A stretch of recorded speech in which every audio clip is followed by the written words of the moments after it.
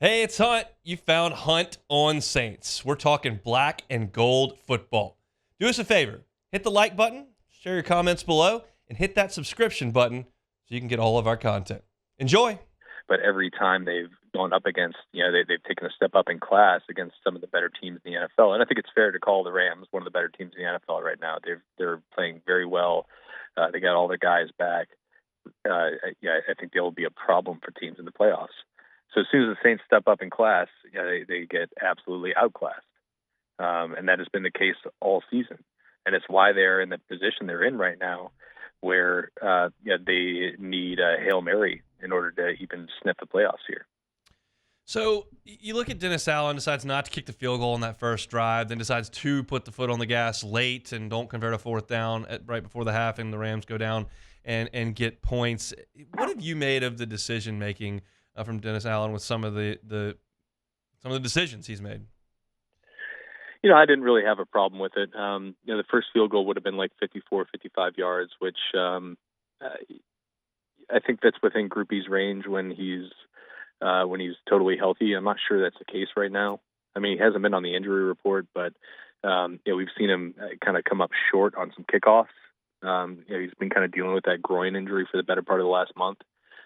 So I don't really knock him for not going for the field goal there. And once he kind of saw what that Rams offense was like on that first drive where they went 95 yards on a touchdown drive.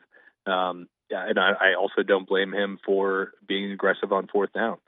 I think you can blame the play calling in those situations and not really having a very good option. It seems like their best play calls were their second and third down play calls, and then fourth down when they really needed it.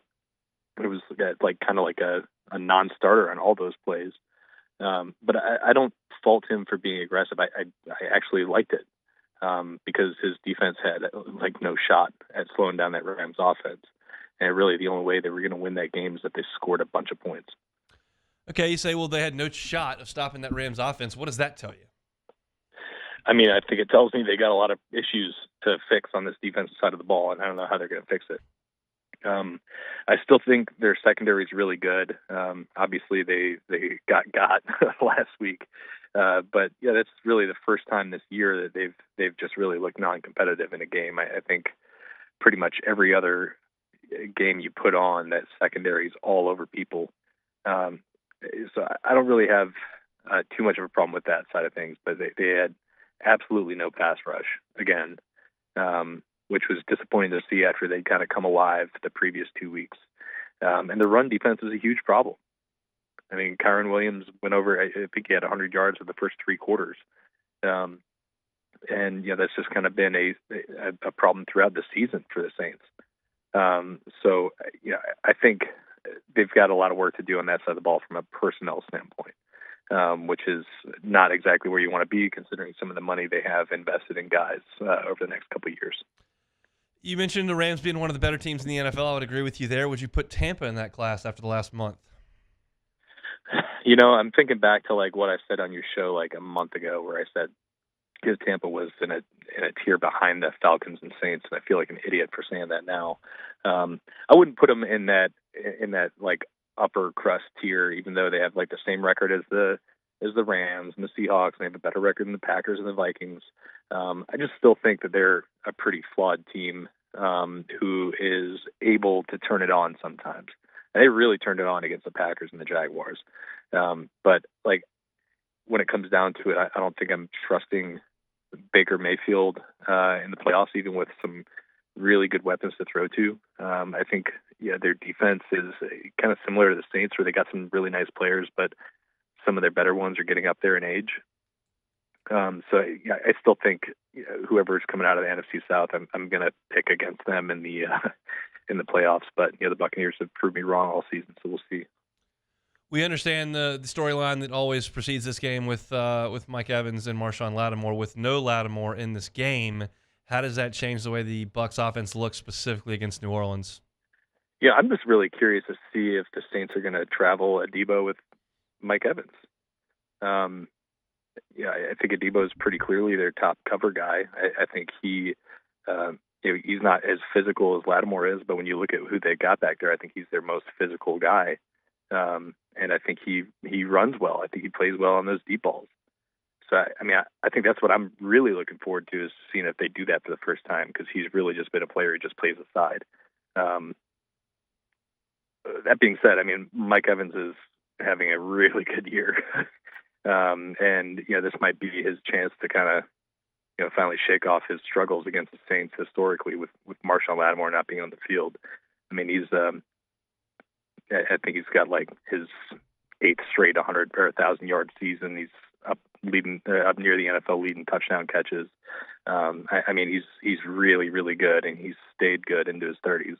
So, he's going to be a huge problem for the Saints, especially considering that Tampa's run game has suddenly found some life. They're still ranked 30th in the NFL in rushing, but the last 5 or 6 weeks they've actually been pretty good. The Saints have, like I alluded to earlier, been pretty bad at stopping the run. So if they have to commit resources to that and take some attention away from Mike Evans, I think it could lead to that guy having a big game. Is there something you've noticed with the Saints' run defense struggles? I don't think Demario Davis has taken a step back, and I think that most people are generally satisfied with a lot of Pete Werner's work. Is it more so on the front four?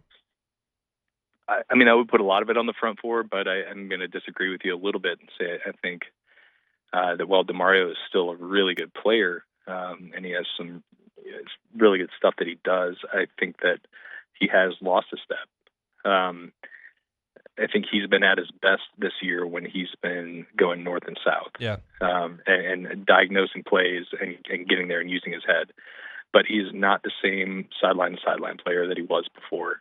And then on top of that, I think their second level tackling has been pretty poor.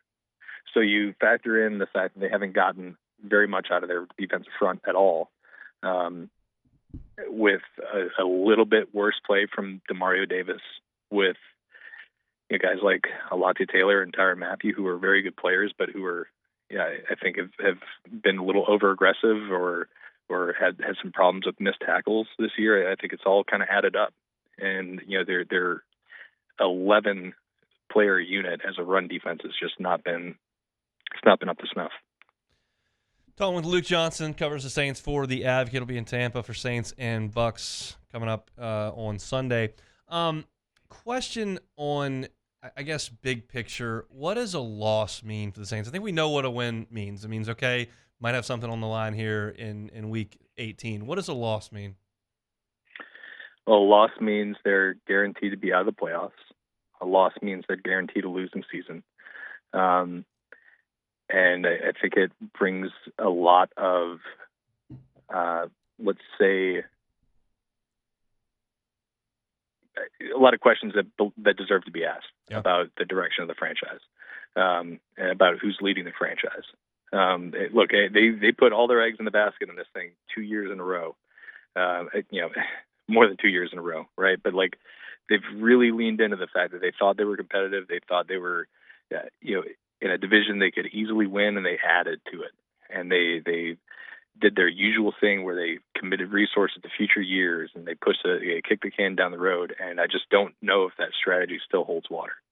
And I think you can ask those questions regardless of what happens Sunday, but I think it gets especially loud if they lose, because they're going into, for the second straight year, they're going into week 18 with nothing to play for. And that dome with nothing to play for against Atlanta is going to be a sad place. That's the image that's burned into my brain right now, is hypothetically, if they lose this game to Tampa, thinking about what that dome would look like with your hated rival coming in and nobody there. Yeah, no, it's brutal. Look, man, it's a big fall from where they were just a few years ago. That's the truth. And there's just not a lot you can look at right now and just be super confident that it's just going to get better, right? There's a lot of problems with this team, and I think there's a lot of angst in the fan base about who they got leading the show. So look, Dennis Allen might get another shot. Mickey Loomis and the front office might remain the same. This is an organization that's resistant to change. But I don't think there's going to be a lot of happy campers out there, because there's not a lot of hope for the future right now. Thanks for watching Hunt on Saints. Before you leave, help us out a little bit. Hit that like button, leave your comments in the section below, and hit that subscribe button so you get all our content right here from Hunt on Saints. We'll see you next time.